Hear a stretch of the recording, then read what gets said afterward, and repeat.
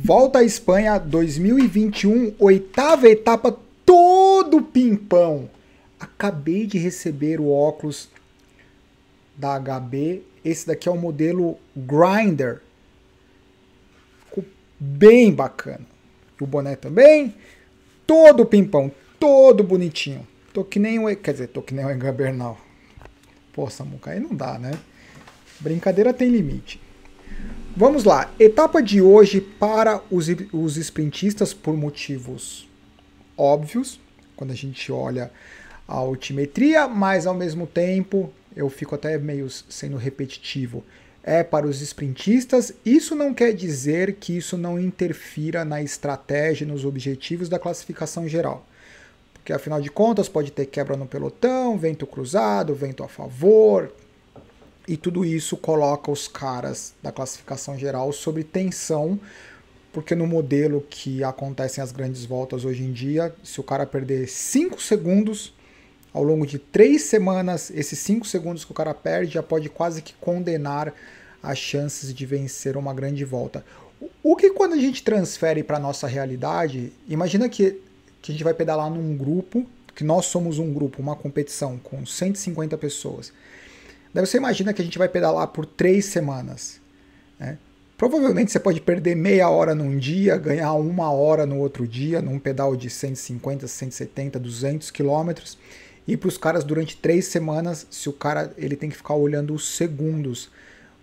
O que é bem particular desse tipo de competição.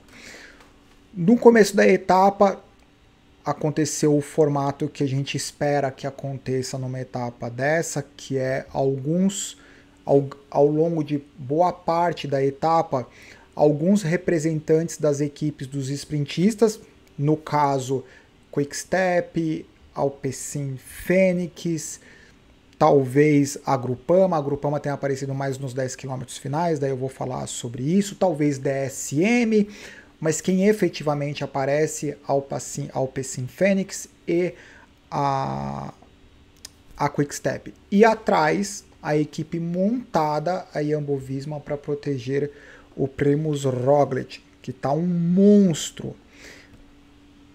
Deixa eu passar um para frente. Essa era a fuga, que foi neutralizada com 36 km. A fuga tinha 3 ciclistas, BH Burgos, Euskaltel e Caixa Rural. Esses 3 ciclistas passaram pelo sprint intermediário, acumularam alguns pontos e depois o pelotão passou pelo sprint intermediário.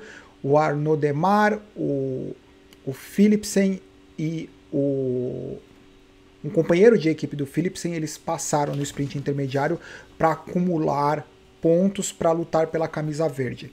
A impressão que eu tenho é que a Alpecin Fenix ela está mais preocupada em manter a camisa verde e tentar fazer o possível com que isso aconteça, com a presença constante nos sprints intermediários, e a Quick-Step está focada na vitória, talvez pelas características do Fabio Jakobsen. Então isso, ou pelo menos a percepção que eu tenho no que se diz respeito à luta da camisa verde. Esse foi o momento onde os 3 amiguinhos da fuga foram neutralizados. Não foi um dia fácil, não, foi um dia com vento, não um vento que quebrasse o pelotão, mas um vento que dificultasse a vida da fuga.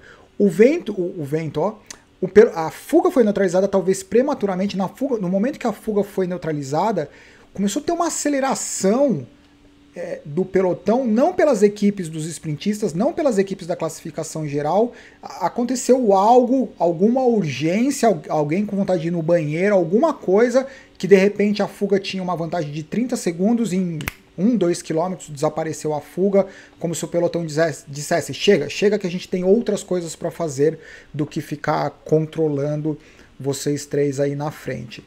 Eu sempre gosto de mostrar os 10 km finais, porque eu acho que os 10 km finais eles são muito mais nervosos do que os 5 km finais. Porque nos 5 km finais, vários ciclistas já ficaram e nos 12 quilômetros, 10 quilômetros finais estão todos os ciclistas, todo o pelotão, ainda mais numa etapa como hoje. Então, como vocês podem ver, é uma verdadeira mistura de diferentes equipes sendo representadas na frente. Nesse momento dessa imagem, começando da esquerda, DSM, UAE, Movistar, a equipe, que mudou completamente. Depois que a Ineos comprou a Movistar, muita coisa mudou. Para a Ineos, que virou a Movistar, e a Movistar está quase que virando a Ineos. Movistar, Bike Exchange, Trek, Groupama, que sinceramente eu não sei o que a Groupama está fazendo, e a Ineos. Isso se chama, ou pelo menos eu considero, influência e respeito no pelotão. Sabe quando você está num pelotão e alguém faz um ataque e ninguém vai atrás? O que isso quer dizer? Ninguém tá nem aí, porque o cara não vai fazer a mínima diferença. É engraçado que a DSM ela tem ótimos ciclistas, mas durante durante 1 ou 2 quilômetros, começa a acontecer a divisão do pelotão, né? A Ineos estava do lado esquerdo, a DSM do lado direito. Absolutamente nenhuma equipe foi do lado da DSM. Então a DSM se viu solitária. Talvez haja uma justificativa para isso. Os ciclistas da DSM talvez não tenham a mesma consistência e a capacidade de manter a velocidade do que, por exemplo, a Ineos. E isso ficou evidente, deixa eu ver se eu consegui mostrar um print. Nessa imagem, se vocês olharem do lado direito, tem a DSM. Tem o segundo ciclista, ele está indo para a esquerda. Ele, na verdade, ele era o primeiro ciclista, ele abriu, cotovelinho, foi para a esquerda. O terceiro ciclista da DSM, do lado direito da tela, o terceiro ciclista colocou a mão no quadril dele e empurrou e falou assim, não, seu trabalho não acabou ainda não, nego, volta para lá. E pegou e trouxe o cara para a segunda posição de novo.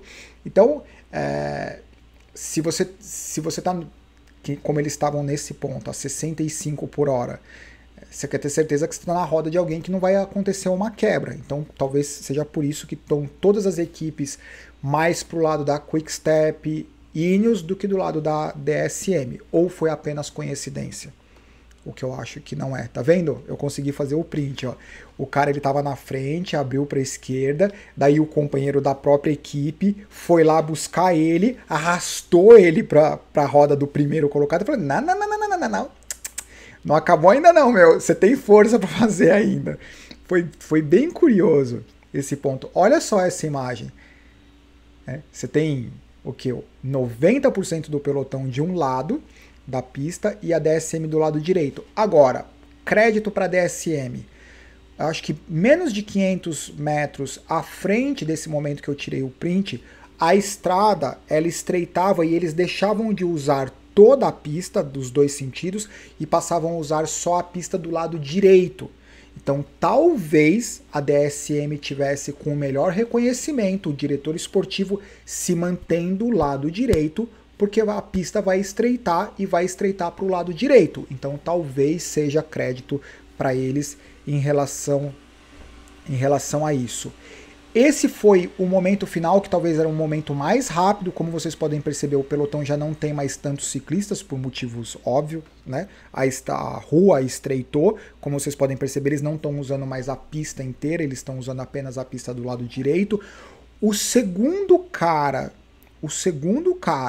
do lado esquerdo da Ineos é o Egan Bernal.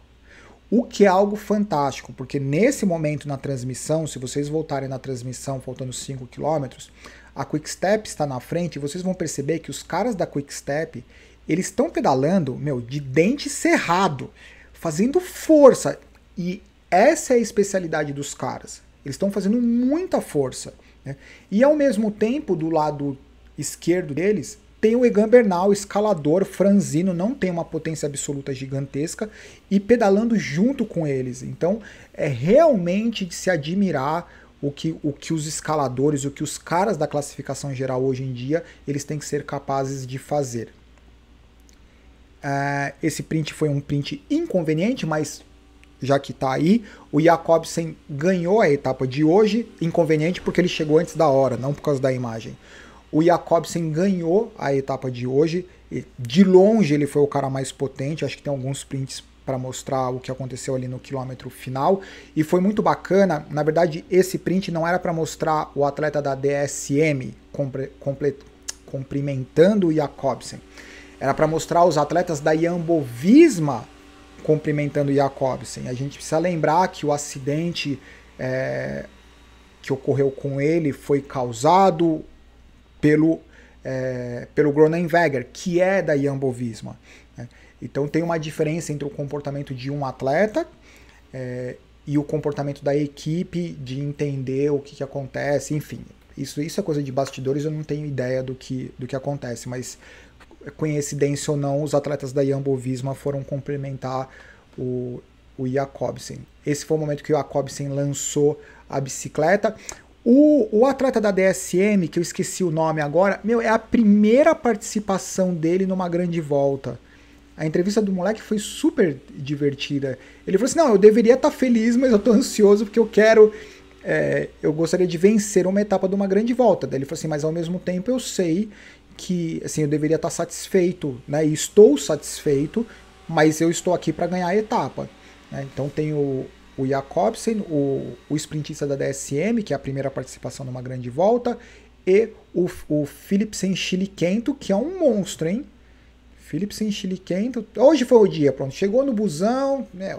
Chilicou, deve ter chilicado por algum motivo. Essa foi a imagem do dia, né? Sem dúvida nenhuma. Deixa eu até me tirar um pouco aqui. Sem dúvida nenhuma, essa é a imagem do dia. Muito bacana.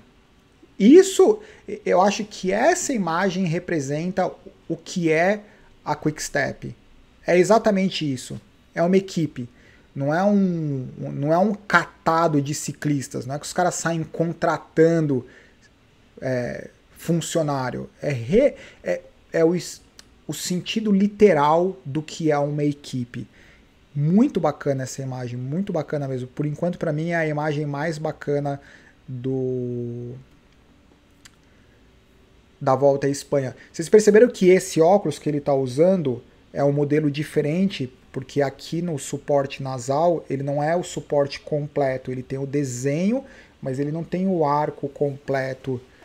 Então, para alguns atletas que têm mais narigão, que nem o Jakobsen, provavelmente eu teria que fazer uma bolha muito grande, vai ser uma bolha de moto, ou ter que dar uma recortada.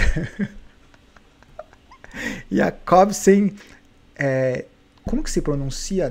Dainese, que é o da DSM. Philipsen, em relação a um detalhe, James Knox, que é esse atleta da Quick Step. Cara, é tão importante e ao mesmo tempo eu sei que é tão difícil. Eu nunca tinha escutado uma entrevista, visto uma entrevista do James Knox. Por que eu tô falando isso? Ele é tão agradável, ele fala tão bem. O falar tão bem não quer dizer falar bem. Ele se comunica de forma leve. Tanto é que eu acho que seria uma entrevista de 2, 3 palavras, como foi a etapa, foi boa, então tá, obrigado, tchau. Entendeu? E ficou meio que um bate-papo. E para ele, pro atleta individualmente, pro James Knox, é tão importante isso, porque daí você cria essa afinidade, você quer escutar o que ele tem para falar, ele fala bem. E daí a gente tem que lembrar que os jornalistas, eles querem entrevistar os atletas que facilitam o trabalho do jornalista, porque é muito difícil você entrevistar uma pessoa que fala sim, não, foi bom, foi difícil.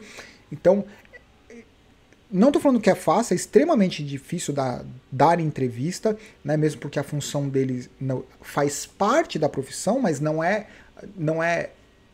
o principal da profissão. Eu acho que é mais importante do que a média acha, mas de qualquer forma é algo que tem que ser treinado, porque quanto mais agradável você for com a mídia, mais a mídia quer te entrevistar. Então assim, a mídia naturalmente te promove, porque você tem uma conversa agradável, você fala sobre o que aconteceu na etapa. Então quando o jornalista te vê, ele sabe que fala assim, putz, se eu for entrevistar o James Knox, eu sei que ali tem um bate-papo legal, que é melhor do que conversar com um cara que fala sim ou não.